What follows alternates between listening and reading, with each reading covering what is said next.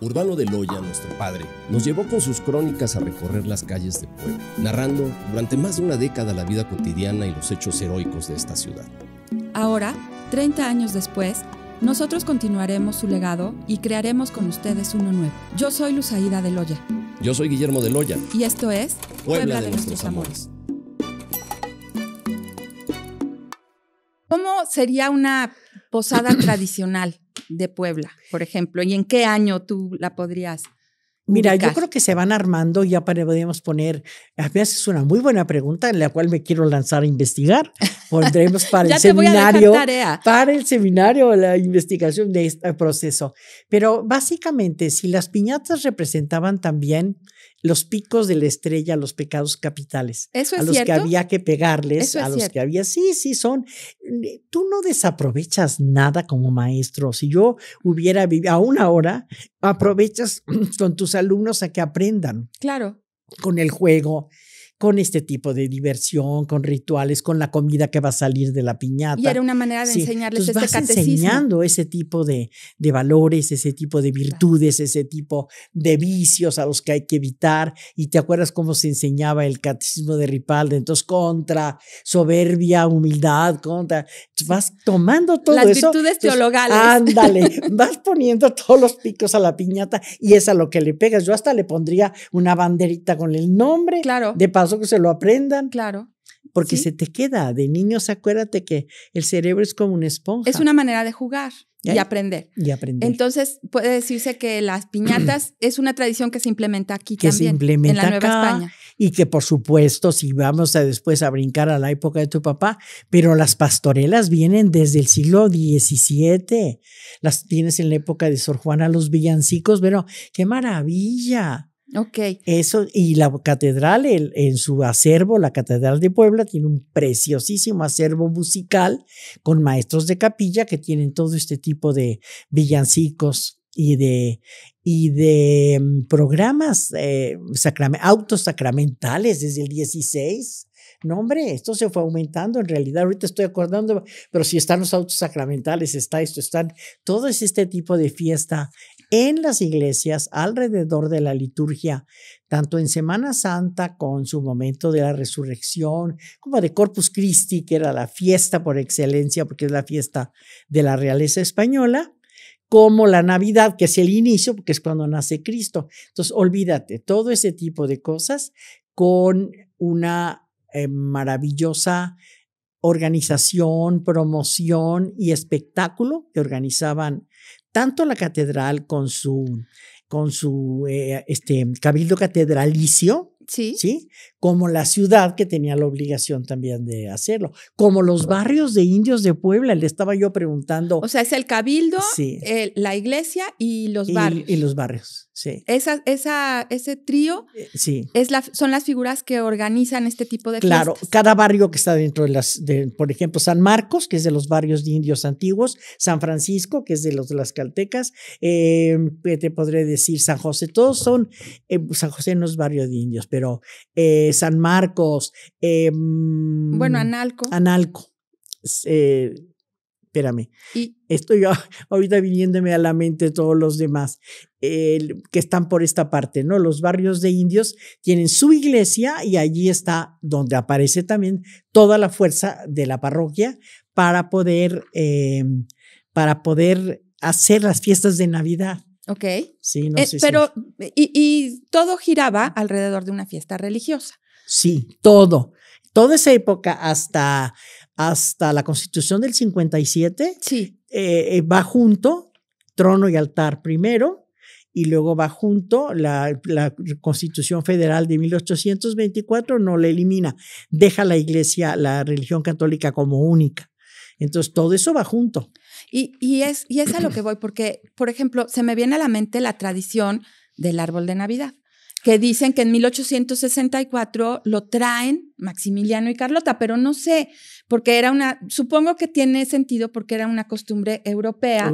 Y ellos dicen que son los primeros que ponen un árbol de Navidad en el castillo de Chapultepec. A mí esa historia se me hace muy romántica, ¿no? Muy bonita, ¿no? Podría ser, ¿no? Y que luego Miguel Negrete, militar juarista, hacía fiestas en su casa en esta época y ponía un pino adornado con regalos. Y eso puede ser el antecedente del árbol de Navidad mexicano. También. ¿No? Porque no estoy fuerte en esa parte del 19 como para decirte, pero nos dejas preguntas que nos la vamos a lanzar. Y es probable, ¿no? Porque el árbol de Navidad sí es una pero tradición. Espera, nosotros tenemos tradiciones mucho más el nacimiento, mexicanas. Por ejemplo. El nacimiento, ese sí es algo nuestro y es algo en el que la creatividad del mexicano, no es el, perdón, no me vayan a matar, no es algo nuestro porque nació en Italia con San Francisco de Asís, como dicen. Todo sabemos en el 1200 y tantos. Pero eran figuras de tamaño natural. Sí, y además va pasando por todos los tamaños y todos los gustos de Italia, y esas bellezas de esculturas pasa también a España, que es la que nos interesa, y de allá pasará a México. Pero yo reto de veras a España, que lo que tiene maravillas, acabo de ver en la Feria de Sevilla, pero México tiene en producción artesanal nacimientos que son, preciosos. ¿Qué podemos decir? 50 en barro de una parte, en barro blanco, en barro negro, en el barro verde, en el barro de acá, en Petate, en Talavera. ¿Qué tal de Talavera del año pasado acá? No, hombre, en cuestión artesanal no nos quedamos atrás. Y todavía actualmente, porque tú vas a Tlaquepaque y te encuentras al artista número de moda en ese momento con su nacimiento. Sí, o Rangel en Colima hizo unos divinos. O sea, esto ha sido una producción de 500 años, así que eso para que veas si pegó. Y si tú te vas a Mozoc en Puebla, que son nuestras figuras populares, no estás viendo los pastores del Medio Oriente, estás viendo nuestros pastores, el burrito que lleva, que carga la leña. Las facciones mexicanas de la representación de la Virgen y de los pastores. Sí, ¿cómo se va adaptando, no? Porque... Y esto sí era una tradición poblana. Todas las familias, sobre todo un grupo de familias que eran más abocadas a esa tradición, se abría la casa, el comedor o la sala se quitaba, y hasta la fecha lo veo, y se extendían ya unos tenían unas como mantas pintadas en café para simular el Medio Oriente, otros como mi mamá, ¿no? Le ponía lama, y por supuesto se volvía verde, pashle y arena, entonces y camino y el lago, entonces de Medio Oriente no veías nada, pero ella sí estaba muy contenta. Oye, los lagos que eran espejos. Sí. Con espejos. Y unos patitos que veía. Patitos, claro. A mí me tocaron esos nacimientos, Y se aprovechaban las fuentes de las casas para hacer la cascada. Y era una belleza, era toda una maqueta. Una maqueta, exacto. Y todavía hay casas. Lo vi en casa de Marilupe Valenciano y también el hijo le puso y entonces la bombita caía a la cascada. Bueno, y yo tengo 2 primos que es de tradición, que vamos a verlo. El nacimiento. El nacimiento. El Gerardo Solana, que lo pone espectacular, y Nacho Morales, que también lo pone en México. Él fue a vivir allá y se llevó todas las figuras. Pero es una tradición de Puebla en mi época de mi ya lejana juventud, de todas las casas, de todas las casas. Qué bonita tradición, ¿no? Muy bonita. Bueno, las iglesias los siguen poniendo. Las iglesias los ponen. Santo Domingo lo he visto precioso. En Las Ánimas, en donde quieras, en Huexotitla. Por lo menos ponen el misterio, Por ¿no? lo pronto el misterio. El misterio y bueno, lo básico, ¿no? Los reyes y por ahí. Deja el Museo Amparo. El Museo Amparo tiene toda la Biblia. Sí, no es solo el momento del nacimiento, sino se aprovechó. Es que es toda una historia. Casi cada tema que tocas y que tocó tu papá, tendríamos que sacar un estudio. Vamos a sacar muchas temporadas y vamos a poder platicar de todas. Eran episodios hechos en barro, en esto, el otro, en metal, lo que fuera, pero eran episodios porque tiene desde Adán y Eva y la expulsión con la manzana, del paraíso, tiene miles pero es muy bonito. No recuerdo ahorita el nombre, es un artista francés y están basados en él, pero son salas. Pues hay que visitarlos en esta época. Seguramente van a abrir tanto las iglesias como algunos museos y algunos recintos para visitar estos preciosísimos esa tradición tan mexicana. Esta tradición tan mexicana, igual que las ofrendas, ¿no? Del corredor de ofrendas, debería haber ayuntamiento, deberían de hacer un corredor de nacimientos.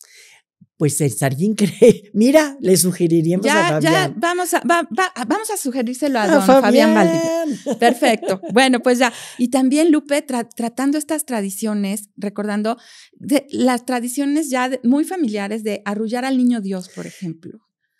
Bueno, me encanta, porque además me encanta que tu papá sacara todo esto. Bueno, es que a él le gustaba, se fijaba mucho en lo de fijarse. O la misa de gallo. Porque igual era eso que sacó de las tortas, que sacó del fútbol, que sacó de las carreras. Bueno, era verdaderamente una mente universal.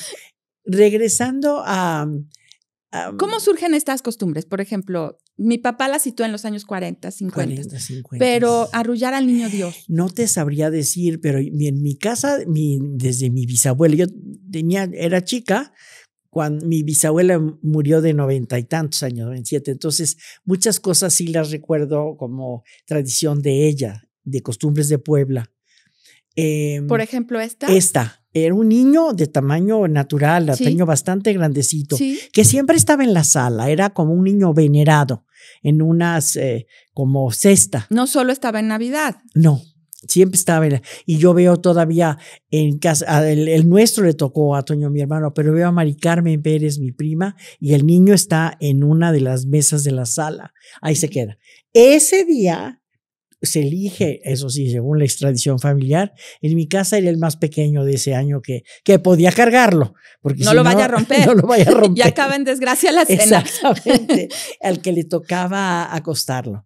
Y entonces todos los villancicos alrededor de acostar el niño, que hay mexicanos, pero yo creo que eso es, es por la música, el duerme y no llores, Jesús del alma.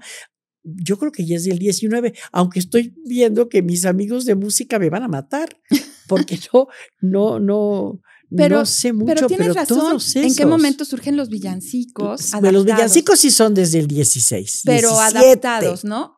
Y se van haciendo como canciones más fáciles, ¿no?